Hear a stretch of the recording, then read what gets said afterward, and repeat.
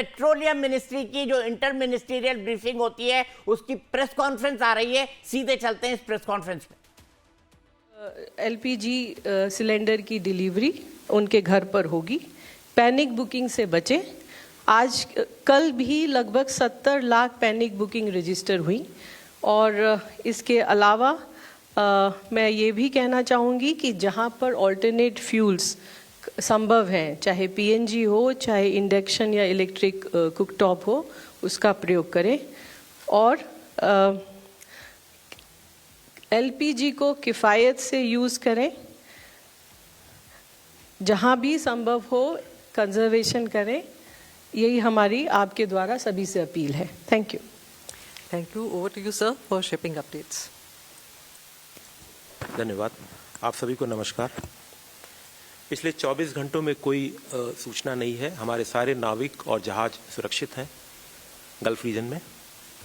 जैसा पहले भी बताया था, 22 ऐसे वेसल हैं इंडियन फ्लैग के, उसमें 611 भारतीय नाविक हैं और सभी सुरक्षित हैं। और डीजी शिपिंग, आरपीएसएल एजेंसी, सारे stakeholder, ship owner, shipping lines के थ्रू हम रेगुलर संपर्क में इन लोगों से हैं। जब से कंट्रोल रूम एक्टिवेट किया है तब से 3000 से ज़्यादा फ़ोन कॉल, करीब 6000 ईमेल का रिस्पांस दिया जा चुका है। और पिछले 24 घंटों में 150 कॉल, 150 टेलीफोनिक कॉल्स और करीब 350 ईमेल्स प्राप्त हुई और उनका रिस्पांस दिया गया। पिछले 24 घंटों में 161 भारतीय नाविकों को गल्फ रीजन में साइन ऑफ के बाद रिपैट्रिएट करके भारत वापस लाया गया है। ये काम हमारी एम्बेसीज और मिशंस के द्वारा कोऑर्डिनेशन से किया गया। एलपीजी कैरियर दूसरा नंदा देवी रात में करीब 2:30 बजे, आज रात 2:30 बजे करीब, अर्ली मॉर्निंग 2:30 बजे कह लें, वो कांडला पे पहुंचा। और अब दोनों ही एलपीजी कैरियर से, शिवालिक और नंदा देवी से कार्गो का डिस्चार्ज हो रहा है। मल्टीपल डिस्चार्जेस हैं। नंदा देवी का डिस्चार्ज शिप टू शिप है, from mother ship to daughter ship, वो अभी चल रहा है। पोर्ट पे वेसल मूवमेंट और कार्गो ऑपरेशंस को सुचारू बनाने के लिए सारा प्रयत्न किया गया है। कल मैंने जवाहरलाल नेहरू पोर्ट के विषय में बताया था, आज मैं दूसरे पोर्ट के विषय में बताऊंगा। चिदम्बरनार पोर्ट जो वीओसीपीए पोर्ट ट्यूटिकोरिन में है, वहाँ पे 90,000 स्क्वायर मीटर का एडिशनल स्पेस अलॉट हुआ है for storage of containers, transshipment containers.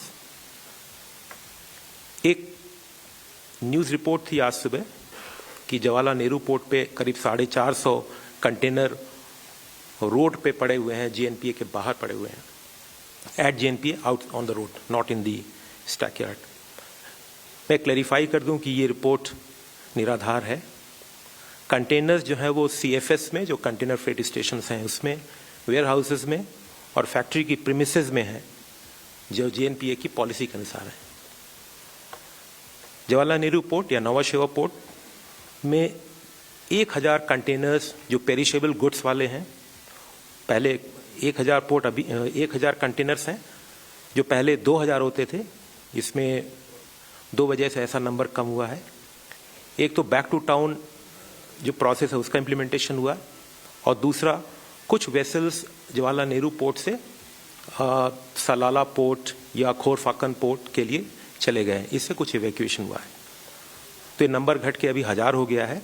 और आज भी एक ऐसा शिप निकलेगा, सो उसे करीब 200 और भी कंटेनर कम हो जाएंगे। ये पेरिशेबल गुड्स की केवल मैं बात बता रहा हूँ।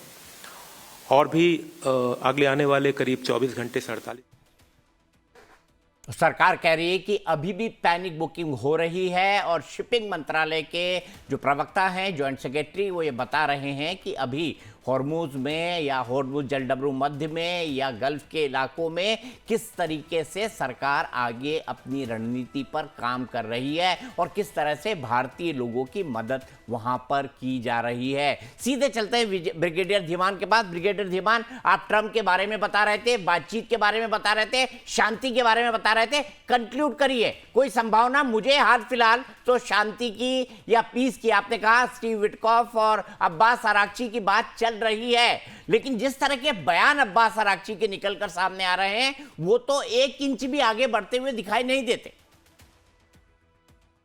देखिए, मैंने आपको पहले भी बोला कि वहां से जो भी बयान मिल रहे हैं वो विरोधी और परस्पर विरोधी हैं, इसलिए एग्जैक्टली क्या है वो हमें पता नहीं, परंतु कनेक्शन है, वो मेरा पॉइंट था। दूसरा, मैंने आपको बोला कि जो हम युद्ध का जो ब्यौरा है वो हम लेते हैं इनके सैन्य प्रवक्ता दोनों तरफ से, तब हमें पता चलता है कि क्या हो रहा है। बल्कि और जो बाकी जो अफवाहें हैं, जो बयान है, राजनीतिक बयान है, वो सारा का सारा साइकोलॉजिकल वॉरफेयर है। और अगर हम इनके बयान सुने सैनिक प्रवक्ताओं के, तो इस वक्त बड़ा क्लियर है कि ईरान के ऊपर ताबड़तोड़ हमले हो रहे हैं और हर रोज पहले से ज्यादा हमले होते हैं और उनकी कमर तोड़ी जा रही है। परंतु ईरानियंस, मैंने बोला, हेरिटेज सोसाइटी है, वो छोड़ने का नाम नहीं लेंगे और आखिरी तक लड़ेंगे और उनके पास पर्याप्त एक्सपीरियंस है ईरान इराक वॉर का, जो कई साल चली थी। परंतु यहाँ पे ये भी है कि ईरान के लोग सुलझे हुए हैं, अक्लमंद हैं, इंटेलेक्चुअल्स हैं, एक अच्छी कौम है। उन्होंने, उनके पास एग्जाम्पल है यूक्रेन का युद्ध जो चल रहा है, ज़ेलेंस्की भी इसी तरह के बयान देते थे कि मैं लड़ूंगा, छोड़ूंगा नहीं, परंतु 90% यूक्रेन आज बर्बाद हो चुका है और कहते हैं अगले 100 साल लगेंगे उसको रिकंस्ट्रक्शन करने में। क्या ईरान भी वहां जाना चाहता है? और अब हमें यह भी पता है कि ईरान की जो मिसाइल्स की आपूर्ति है वो भी खत्म होने की कगार पे है, तो कब तक? और दूसरी तरफ जो ट्रंप है, मैं उसको इंडोर्स नहीं करता, मैं बार बार बोल रहा हूं, मैं उसको, ये जो काम कर रहा है अगर उसमें कोई लॉजिक है तो ये काम United nation security council mandated multinational force ने करना था, ना कि ट्रंप ने।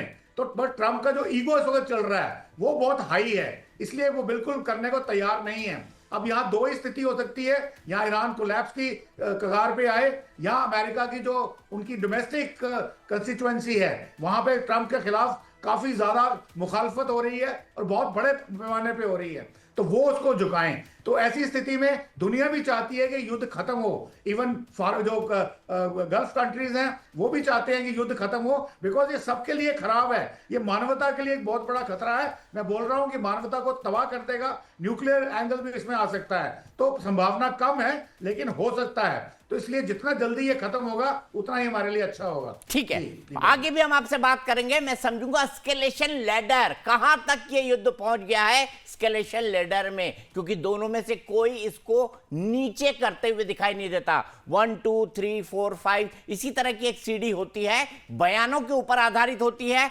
हमले के ऊपर आधारित होती है, उसके आधार पर तय होता है कि ये युद्ध किस तरफ जा रहा है।